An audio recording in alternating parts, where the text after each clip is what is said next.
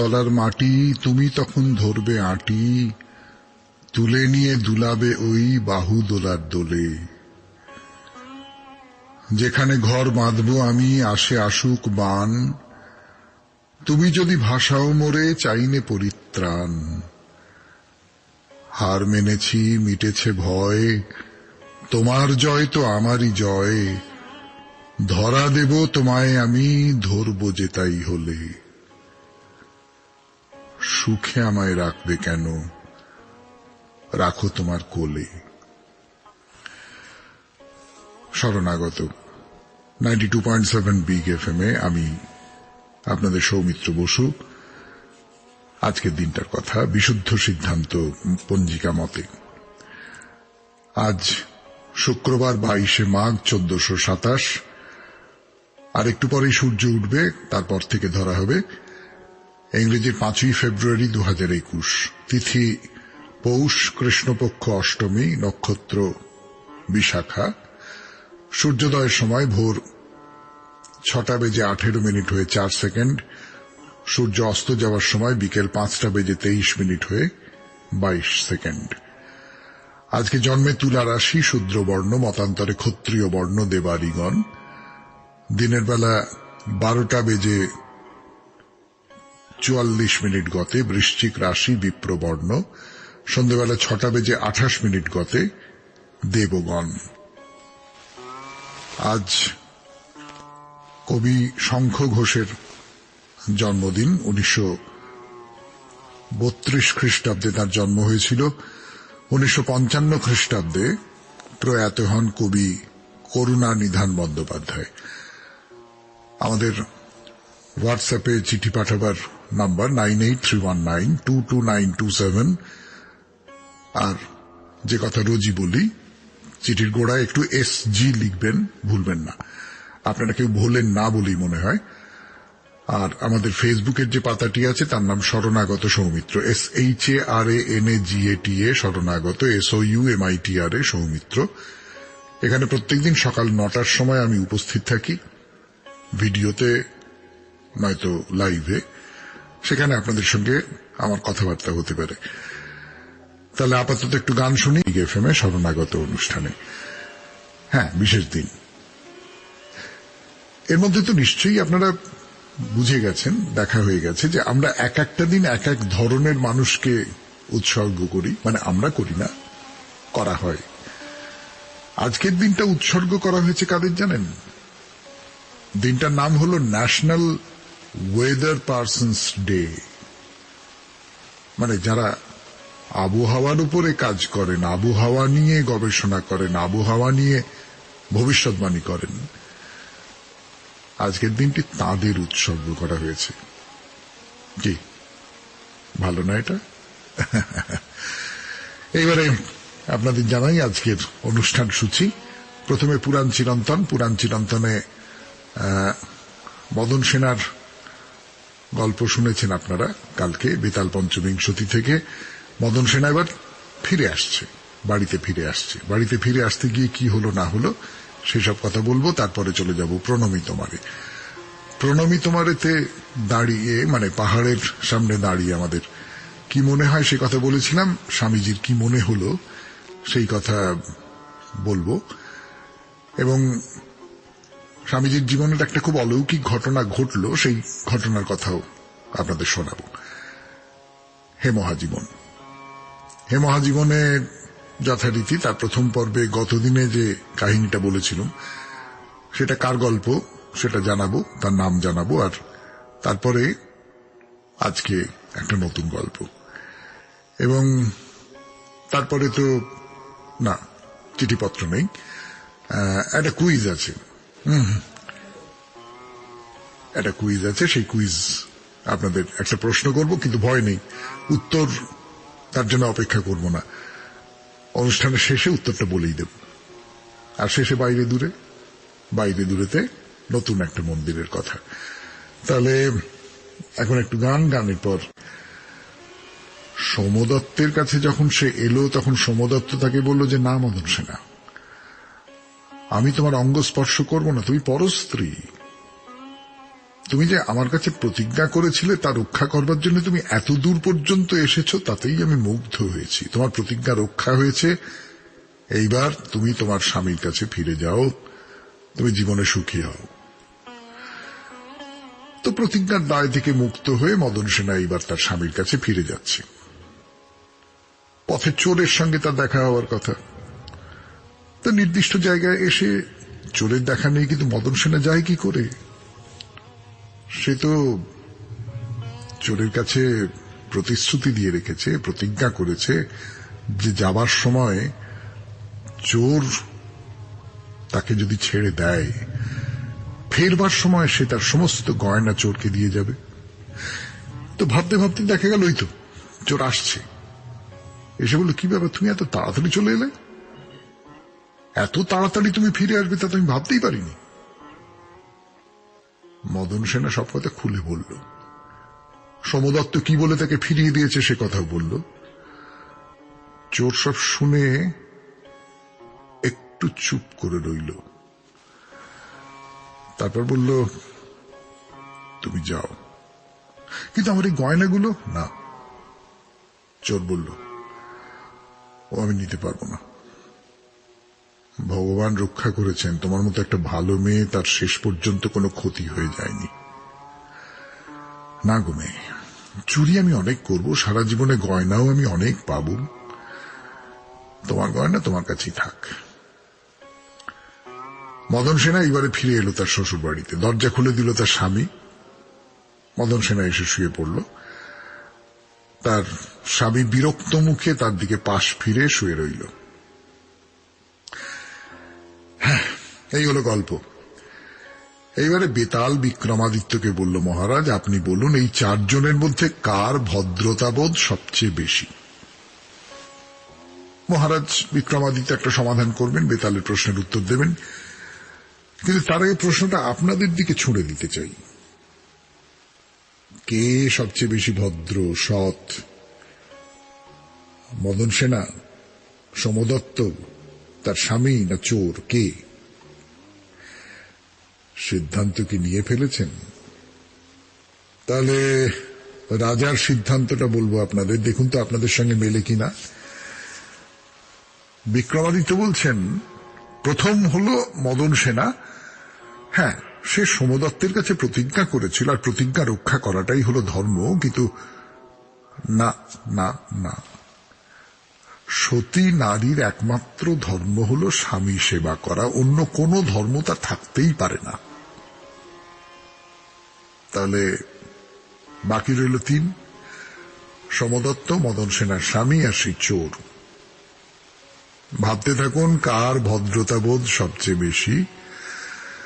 ভাবতে থাকুন, আজকে সারাদিনটা ভাবুন। বিক্রমাদিত্য কি বলেছেন তার উত্তর পাবেন আগামীকাল সকালবেলা। 92.7 ছিলাম আপনাদের। স্বামী বিবেকানন্দ তখন নৈনিতালে গেছেন। 92.7 বিগ এফএম এর শরণাগত অনুষ্ঠানে সেই কথাই বলতে বসেছি। পাহাড়ের সামনে দাঁড়িয়ে আমাদের কি মনে হয়? আমাদের চারপাশে পাহাড়, বিশাল বিশাল পাহাড়। সেই বিশালের সামনে দাঁড়িয়ে নিজেকে খুব ছোট মনে হয় না? তুচ্ছ, ক্ষুদ্র, একেবারে অকিঞ্চিতকর। মানে আমাদের সকলেরই তো তাই হয়। স্বামীজির কিন্তু অন্যরকম অনুভূতি হয়েছিল। কি সেই অনুভূতি বলবার জন্য ফিরে আসছি। আমি বিবেকানন্দ বিশাল পাহাড়ের সামনে দাঁড়িয়ে আছেন 92.7 বিগ এফএম এর শরণাগত অনুষ্ঠানে। সেই কথাই বলছি আপনাদের, আমি আপনাদের সৌমিত্র বসু। কিন্তু না, নিজেকে ক্ষুদ্র তুচ্ছ বলে মনে হলো না স্বামীজির সেই পাহাড়ের সামনে দাঁড়িয়ে, বরং যে অনুভূতিটা এলো সেটা ওই তুচ্ছতার বোধের একদম অন্যরকম। তার মনে হলো তিনি বিরাট, সারা বিশ্ব ব্রহ্মাণ্ড জুড়ে যা কিছু আছে সেই সমস্ত কিছু আছে তার মধ্যে। এই বিরাট মহাবিশ্বের সঙ্গে তার একেবারে ভেতরে ভেতরে যোগ। সত্যি তো, এরকম করে তো ভাবাই যায়। সত্যি বলতে কি এইভাবে ভাবাই তো উচিত। আমি যখন এই বিশ্বের থেকে বা ধরুন চারপাশের ওই বিশাল বিশাল পাহাড়ের তুলনায় নিজেকে ছোট বলে মনে করছি, তখন আমি কি বিশ্বের থেকে নিজেকে আলাদা করে নিয়ে দেখতে চাইছি না? কিন্তু যদি এই কথাটা ভাবি যে সীমার মাঝে অসীম তুমি বাজাও আপন সুর, আমার মধ্যে তোমার প্রকাশ তাই এত মধুর। আমার এই দেহ বলুন, বোধ বলুন, এই সীমাটুকুর মধ্যেও তো অসীম আছে। এই যে বোধ, এই বোধ জেগেছিল স্বামীজির সেই নৈনিতালের কাছে পাহাড়ের মধ্যে দাঁড়িয়ে। এই হিমালয়ে তিনি আশ্রয় নিলেন ধনরাজগিরির কাছে। কে এই ধনরাজগিরি? তিনি একজন বিখ্যাত বৈদান্তিক সাধু। তো স্বামীজির মনে হচ্ছিল কটা দিন হিমালয়ের নির্জনে তপস্যা করে কাটাবেন অন্য সব সাধুদের মতো। তাই আছেন, এর মধ্যে হঠাৎ তার খুব জ্বর এলো। জ্বর বাড়ছে বাড়ছে, সারবার কোনো লক্ষণ নেই, শরীর ক্রমশ দুর্বল হয়ে পড়ছে। না, বাঁচবার আর কোনো আশা নেই। স্বামীজি বুঝতে পারছেন মৃত্যু যেন তার হাঁ মুখের মধ্যে টেনে নিচ্ছে তাকে।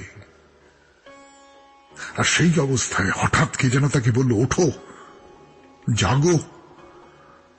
তুমি কি হিমালয়ে নির্জন কোণে সকলের চোখের আড়ালে মরবার জন্য জন্মেছ নাকি?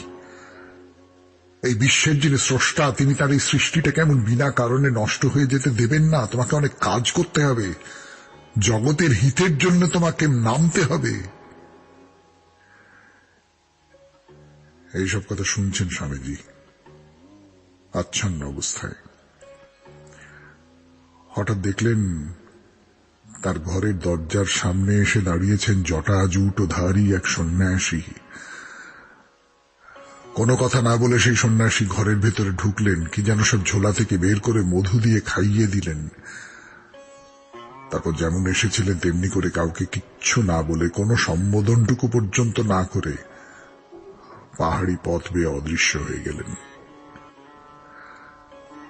আর আশ্চর্য কাণ্ড, তারপর থেকে স্বামীজি ধীরে ধীরে সেরে উঠতে লাগলেন। শরীরে জোর এলো, তার মনে জোর এলো, আর মনের মধ্যে বাজতে থাকলো সেই কথা, জগতের হিতের জন্য তোমাকে কাজ করতে হবে, জগতের হিতের জন্য, তাই তোমার এই মানব দেহ ধারণ।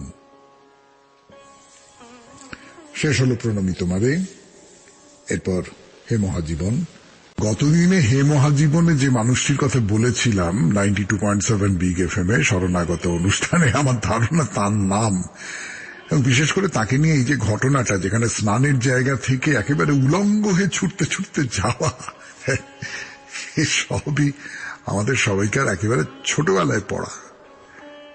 তিনি চিৎকার করে কি বলতে বলতে আসছিলেন, সেই শব্দ তো আমাদের মুখের ভাষা হয়ে গেছে, ইউরেকা ইউরেকা, পেয়েছি পেয়েছি। হ্যাঁ, তবু নিয়ম রক্ষার জন্য বলি, মানুষটির নাম আর্কিমিডিস। এরপর গানের পর নতুন গল্প 92.7 বিগ এফএম এ শরণাগত অনুষ্ঠানে। আজকে একজনের কথা বলবো আপনাদের, তার নামটা তো আজকে বলবো না, সেটা জানতে পারবেন আগামীকাল।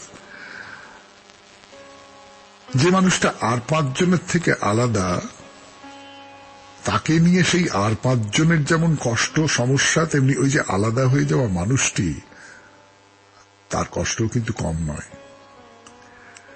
আপনি আপনি আপনি আপনারা সবাই যেমন করে ভাবেন, আমি তেমন করে ভাবি না। আমি যাকে ঠিক ধর্ম বলে মনে করি, তা আপনাদের ধর্ম বিশ্বাসের থেকে আলাদা।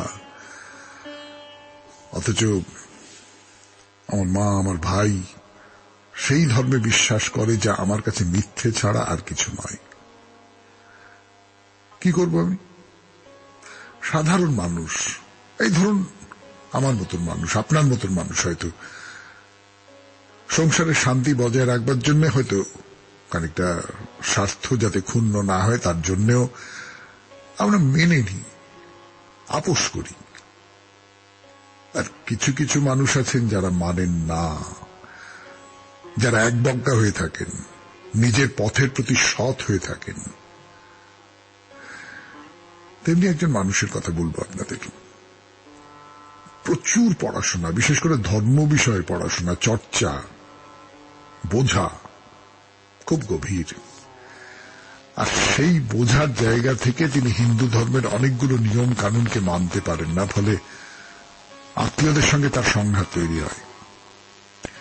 এমনিতে ঠিক আছে, কিন্তু যখন পারিবারিকভাবে ধর্ম পালনের দরকার হয়, যেমন ধরুন মানুষটির বাবা মারা গেলেন, এবার শ্রাদ্ধ শান্তি করা হবে, মা বললেন না ও বিধর্মী, আমি ওর সঙ্গে শ্রাদ্ধ করব না।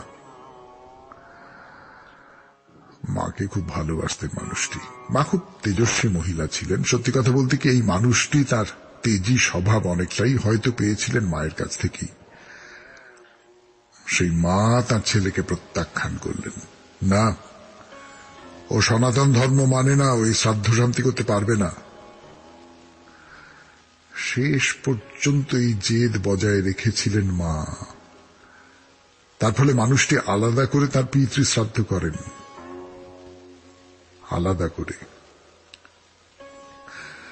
হিন্দু ধর্ম নিয়ে তার সংশয় শেষ পর্যন্ত এমন একটা জায়গায় গিয়ে পৌঁছল যেখানে তিনি ধর্ম ত্যাগ করলেন। না, তিনি আর হিন্দু নন। হিন্দু ধর্মে যে সাকার মূর্তি পূজার প্রচলন আছে তা তিনি মানেন না। বাড়িতে পুজো হয়, এতদিন তিনি সেই পুজোর জন্য টাকা পাঠাতেন, সে টাকা পাঠানো বন্ধ হয়ে গেল। বললেন, মা তুমি যদি দরিদ্র সেবা করো তাহলে যত টাকা চাও আমি তোমাকে দেব, কিন্তু না, মূর্তি পুজোর জন্য আমি তোমাকে কোনো টাকা দিতে পারবো না। মা তার নাতিকে দিয়ে মামলা করালেন ছেলের বিরুদ্ধে, মায়ের বিরুদ্ধে আদালতে দাঁড়ালেন তিনি। শেষ পর্যন্ত নাতি বা নাতির বকলমে মা হেরে গিয়েছিলেন মামলায়। বাঙালির ইতিহাসে এই একজন সোজা হয়ে দাঁড়ানো মানুষ। শুনলেন হে মহাজীবন, এরপর কুইজ 92.7 বিগ এফএম এ শরণাগত অনুষ্ঠানে আমি আপনাদের সৌমিত্র বসু। মন্দিরের কথা বলবো, তার নাম দেওয়া যাক যমজ মন্দির। প্রতিষ্ঠা করিয়েছিলেন জয়নারায়ণ ঘোষাল। নামটা কি চেনা চেনা লাগছে আপনাদের? আচ্ছা বেশ, মন্দির নিয়ে কথা পরে বলবো, কিন্তু তার আগে এই জয়নারায়ণ ঘোষাল সম্পর্কে, যিনি এই মন্দিরটা প্রতিষ্ঠা করেছেন, তার সম্পর্কে একটা দুটো কথা একটু বলে নিতে হবে। বলে নেব, কিন্তু এক্ষুনি না, গানের পর। শুনছেন শরণাগত এফএম এ শরণাগত অনুষ্ঠানে তার প্রতিষ্ঠিত মন্দির নিয়ে কথা বলতে গিয়ে। কেন এই মানুষটির কথা একটু বড় করে বলতে চাইছি?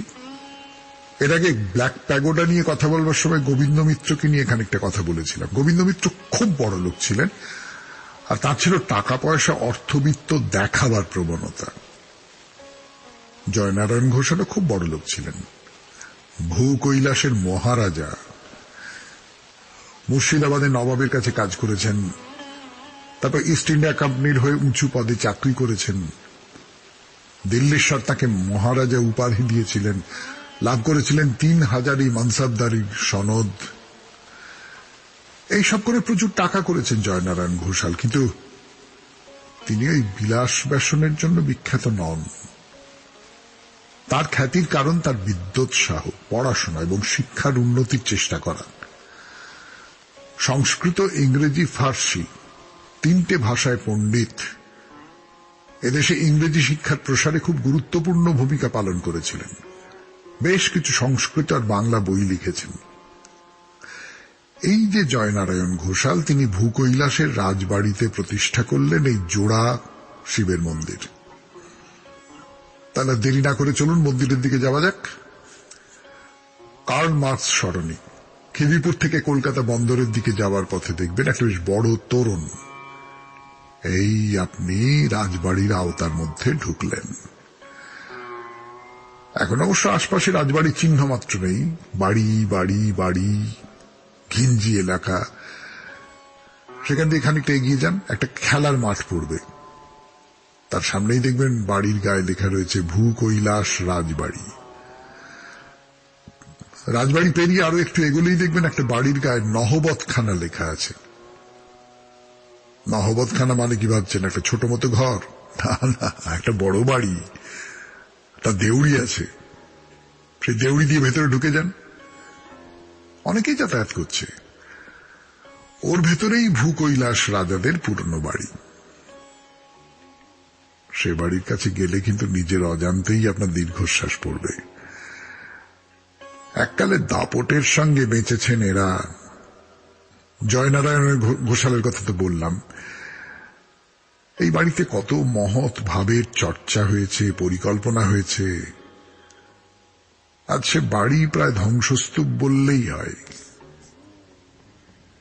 সেই যে রাজবাড়ি, তার সামনেই রয়েছে এই রাজবাড়ির শিব মন্দির, বিশাল জায়গা নিয়ে। লোহার গেট, তোরণ, তোরণের মাথায় মুখোমুখি দুই সিংহ। ভেতরে আটচালা গড়নের মন্দিরের রং সাদা, তার গায়ে পোড়া ইটের কাজ করা। মন্দিরের মাথার দিকটা সোনালী রঙের। কিন্তু আর তো কথা বলবার সময় নেই, এবার অনুষ্ঠান শেষ করতে হবে। অনুষ্ঠান শেষ করবার আগে সাধারণভাবে দুটো কাজ করি, কিন্তু আজকে তিনটে কাজ। প্রথম কাজ যেটা, সেটা হচ্ছে প্রথম রাজাকে আমাদের পুরাণে কি বলে এর উত্তর। এটা আমার কথা নয়, পিতামহ ভীষ্মের কথা। তিনি যুধিষ্ঠিরকে বলেছিলেন প্রথম রাজা হলেন পৃথু। তার আগে কোনো রাজা ছিল না, সবাই ধর্ম মেনে চলত, কিন্তু গোলমাল শুরু হয়ে গেল। একজন কারকে দরকার হলো যিনি পুরো ব্যাপারটা রাশ ধরে থাকবেন। দেবতারা তখন ব্রহ্মাকে গিয়ে